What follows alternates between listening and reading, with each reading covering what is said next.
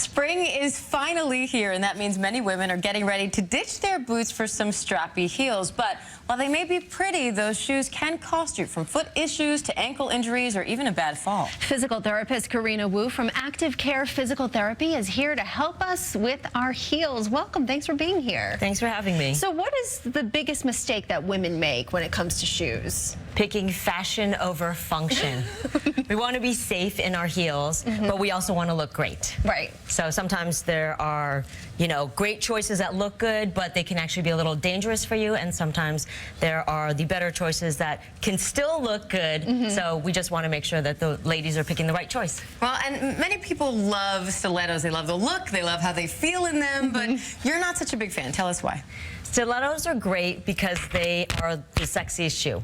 But because of the pinpoint tip of the stiletto, this is a really narrow base of support under a pretty wide heel. So you want to make sure that, the stiletto, you got to have good leg conditioning, ankle balance, and calf strength to walk around. You gotta work out to wear the shoe. You do. Absolutely. So you brought some shoes. That's one of the examples of a bad shoe to wear. Show us the next one here with the strap. So this is another bad shoe. This would be the platform stiletto. So the higher you are, the farther you have to go to hit the ground, which means a minor injury can turn into a major injury. And also, because of the thickness of this platform, you're actually not going to be able to feel through your foot as well, which means your proprioception or your balance awareness is going to be off, which means if you do bobble on an uneven sidewalk, your righting reflex is going to be a little delayed, and that could lead to injury. So they may feel more comfortable, but you're saying they're not actually safer.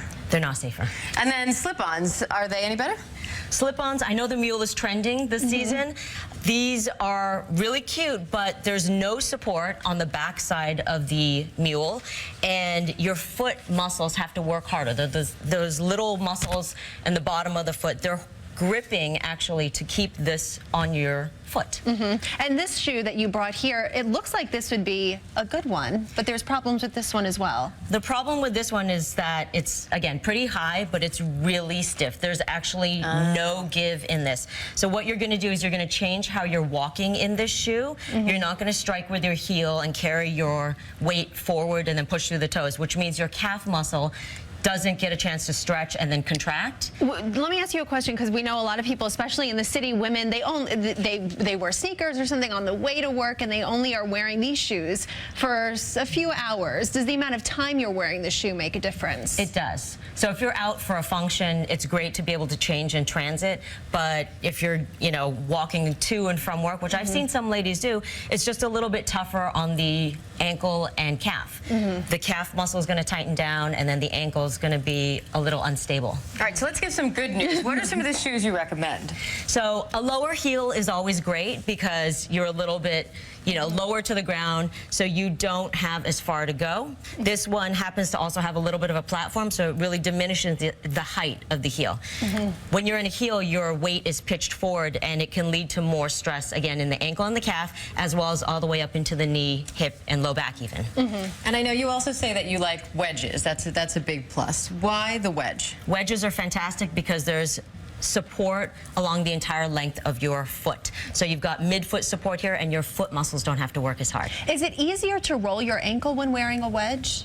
Not necessarily. Okay. If it's a really thin wedge, again, it's that base of support, kind of like a stiletto, it's unstable. And that one also has the ankle strap that you were talking about earlier. Why is that so important? This little strap adds an element of stability because it locks this shoe down onto your ankle, so your ankle just doesn't have to work as hard. So you could even wear something really high like this and not be worried about rolling your ankle. You could. Because of this strap, again, there's a little bit of flex here in this heel, but this strap keeps the shoe on your foot, so you don't have to balance as hard. So is there kind of a test that people should do to know if they're buying a good shoe or bad shoe, per se? Well, being that we live in New York City, you want to be able to walk around in the store and feel really comfortable and stable. So if you're unsteady on your feet, then it's probably not a good idea to get that shoe. And we're also getting into flip-flop weather. What should people know when wearing flip-flops? They have to be careful because, again, those small intrinsic foot muscles have to work really hard to keep it on. You have to have great conditioning in your legs, so specifically the foot, ankle, and the calves. All right, Karena, thank you so much for coming in. We know it's early, and we love hearing all of this. Very good tips, especially for people like us who wear heels all the time. No, thank you so much. We appreciate it. And for more information on high heel tips or flat tips, you can go to our website, cbsnewyork.com. We'll be right back.